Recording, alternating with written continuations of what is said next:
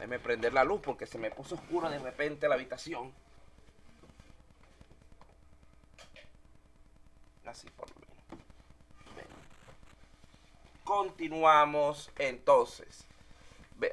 Nosotros ya hemos hablado, ya ustedes conocen un poco acerca de requerimientos funcionales y requerimientos no funcionales.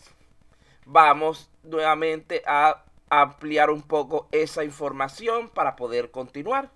Fíjense que los requerimientos funcionales son los que definen las acciones que el sistema será capaz de realizar. Describen las transformaciones que el software realiza sobre las entradas para producir salidas. Es importante que en estos requerimientos inicialmente se describa el qué, cuando estamos hablando de la lista de requerimientos, para posteriormente determinar el cómo. Estos requerimientos, al tiempo que se avanza en el proyecto de software, se convierten en los algoritmos, la lógica y gran parte del código del sistema. Los requerimientos no funcionales, por otra parte, tienen que ver con características que de una u otra forma pueden limitar la operatividad del sistema. Como por ejemplo, el rendimiento, bien sea en tiempo o en espacio, las interfaces de usuario, la fiabilidad, es decir, la robustez del sistema, su disponibilidad, etcétera, el mantenimiento, la seguridad, la portabilidad y otros estándares de calidad. Vean que la parte de requerimientos no funcionales está bastante estrechamente ligada con la parte de calidad. ¿Cuáles son las finalidades de analizar los requerimientos?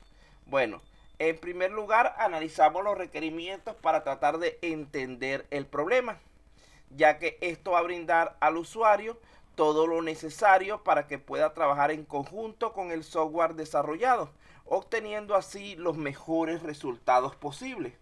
Recordamos de nuevo que el lenguaje natural del usuario no necesariamente es igual que el del desarrollador. Está más bien vinculado directamente con el lenguaje técnico del negocio.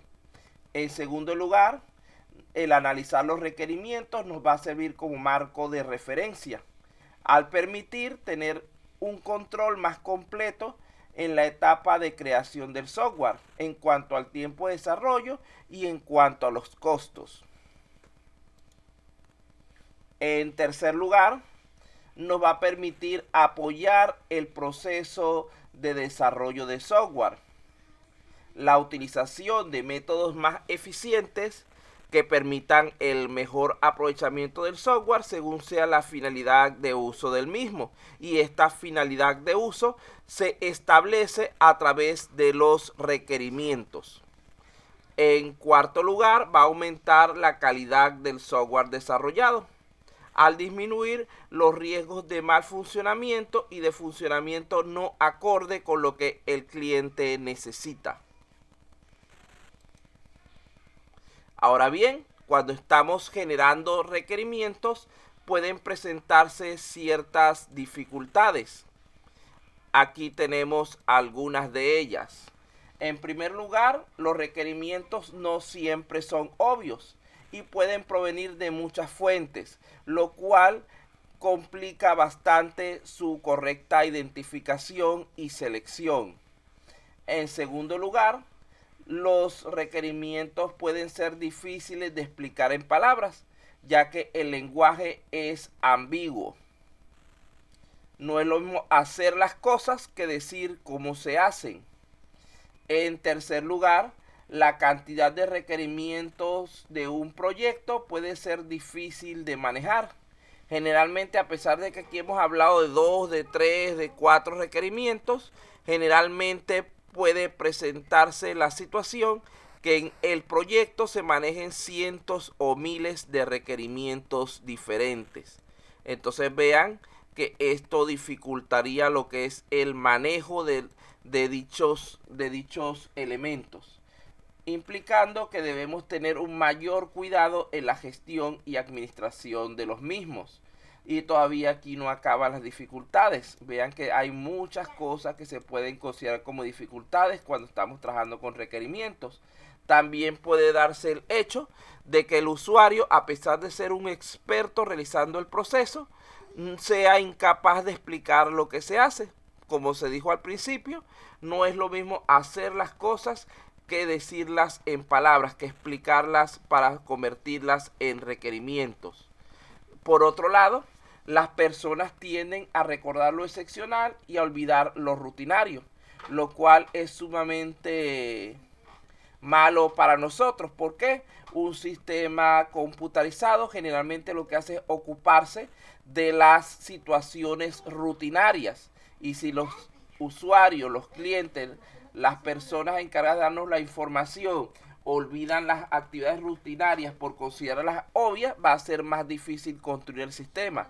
Recuerden que una actividad excepcional puede que se presente una vez y no vuelva a suceder, o puede que se presente una vez cada mucho tiempo.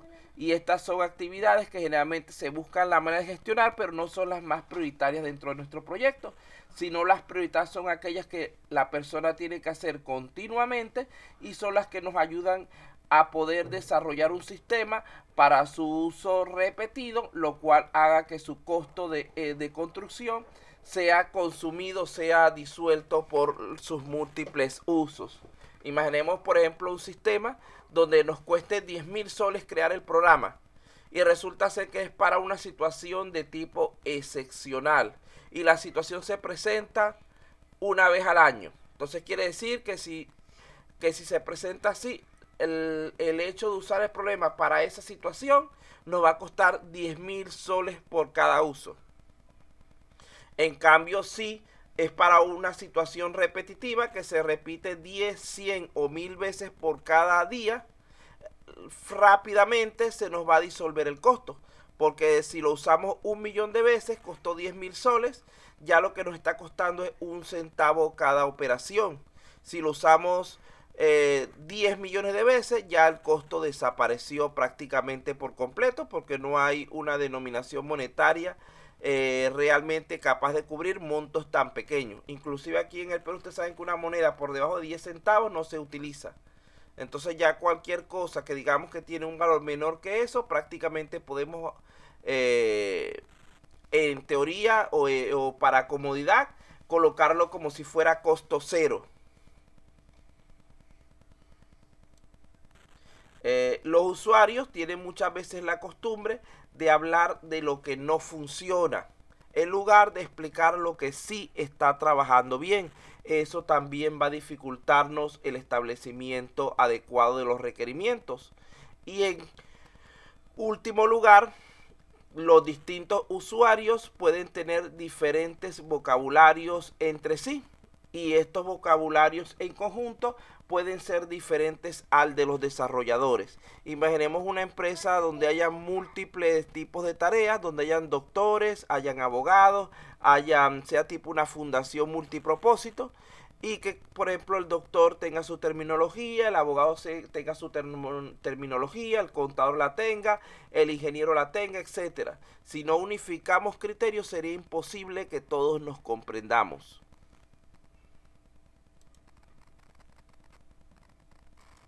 Vamos a hablar ahora de las etapas de la gestión